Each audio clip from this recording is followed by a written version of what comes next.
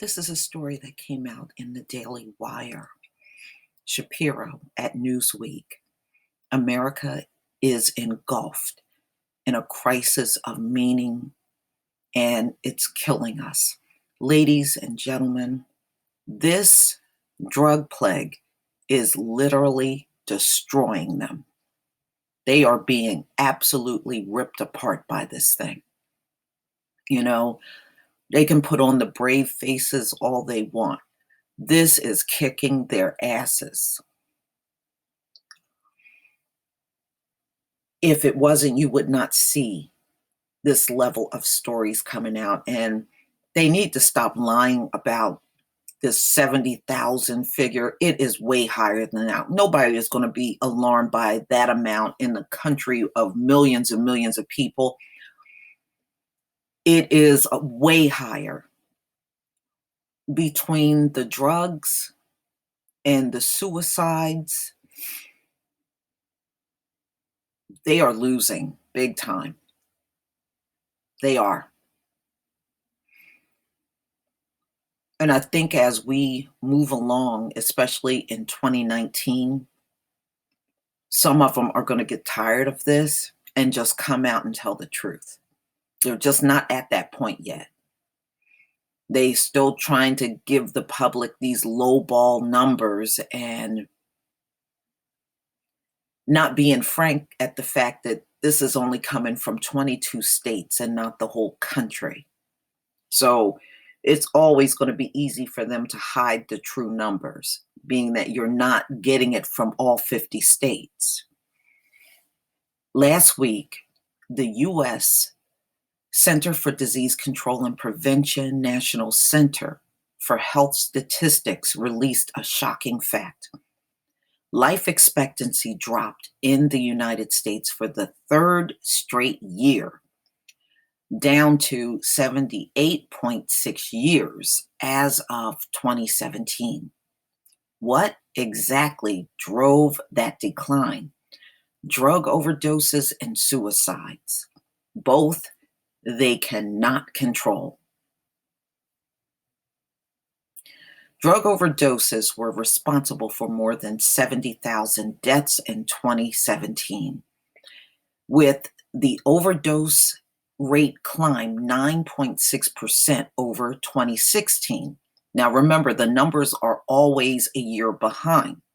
So we will get 2018 figures in 2019. Suicide jumped 3.7%. CDC Director Robert Redfield explained life expectancy gives us a snapshot of the nation's overall health, and these sobering statistics are a wake-up call that we are losing too many Americans too early and too often to conditions that are preventable. Now, he said that in another article that I did, but it's preventable according to them. But why aren't they stopping it if it's so preventable? They can't. The continuing decline in American life expectancy should give the lie to the bizarre notion that drug overdose and suicides are results of a stagnant economy. But you know what? It is. It is, because you know why?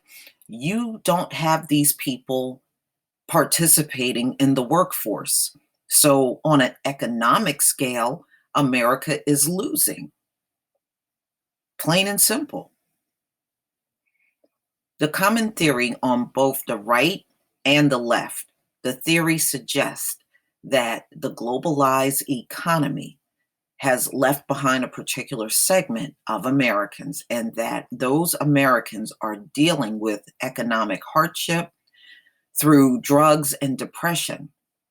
But that wouldn't explain why life expectancy is declining now. Yes, it would actually. The drugs alone, it would explain it if you guys would just put out the true number of how many people are dying every year and stop putting the numbers out based on 22 states and acting like that's all that died. It would make sense if you would be honest about the numbers. It's that simple. When it continues to increase throughout 2007 and 9 economic recession, as David Brooks, the New York Times, points out, economic gains are finally being widely shared, even by the least skilled. Thanks mostly to government transfer programs, incomes for bottom fifth of society have increased by 80% over the past 4 decades. Okay, I think you're being very dishonest, Ben Shapiro. You're trying to sugarcoat a situation that just can't be, you can't shine light and make, it's like taking a pile of doo-doo and putting paint on it and trying to call it something else. It's still a pile of shit. Okay. It also wouldn't explain the demographics of drug overdoses. As the CDC points out, some of the greatest increases among heroin users have occurred in a demographic group with historically low rates of heroin use: women, the privately insured, the people with higher incomes, and those taking their own lives are disproportionately not middle aged people falling out of the workforce. They are older American males, predominantly white. These are not the demographics of the economically disposed in the United States. It never has when it's been suicide. I think this man is a tad bit naive. White males have always dominated in suicides in America. You can take this back 30, 40, 50 years. They always dominated in suicide. So what the hell is he trying to say here? It never, what is he trying to say? I think that's a very naive statement. No, something else is missing. That something else is also manifesting in social fragmentation, tribal polarization, and political rage. Well, the blame should go on the people that are running the country and, in fact, running the world. This is the way you want it. So if there's something wrong with it, the only thing you need to do is point them fingers back to yourself and stop trying to blame everything else. You got a problem, and that problem is killing many of you to the point where you're trying to hide the numbers. Number two, your suicides have always been high in this country. I remember reading about suicides 10 and 20 years back and how high it was then.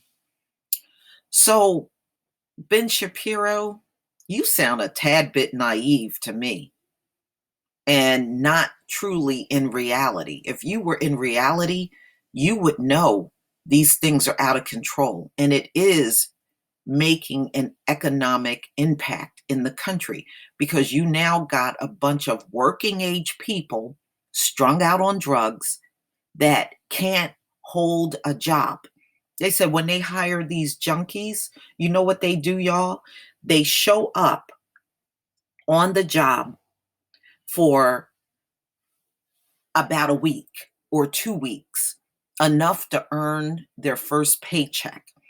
Once they earn their first paycheck, they jump ship on the company and never go back and take that money and run out and go get high. That's what's been happening all over the country. You can read these stories. I've read them and I've done videos on them.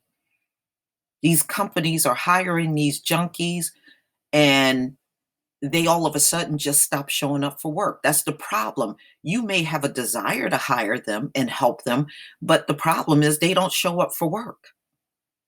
They're even complaining about some of their longtime employees that have developed a drug addiction and they don't even bother calling out. That's the problem that you have to put up with when you hire these junkies. Not to mention, if they come to work high, and depending on the kind of job they do, they can get hurt or even killed on the job. Many of these addicts die on jobs. I did a video last year about the increase of drug overdoses going on jobs. These people are dying on their jobs. So I don't know where Ben Shapiro has been, but he's definitely not in reality with this particular article at all. But please tell me what you think, ladies and gentlemen. Please leave your comment and subscribe. Don't forget to hit on the notification bell, and I'll see you on the next video. Peace, family.